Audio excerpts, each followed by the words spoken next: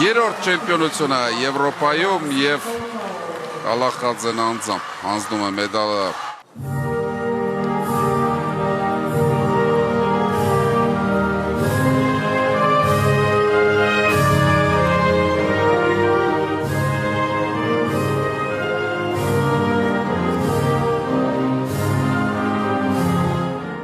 Չեմ առանձնացնում այս մեդալը, իմ համար բոլոր մեդալներն թանկ են,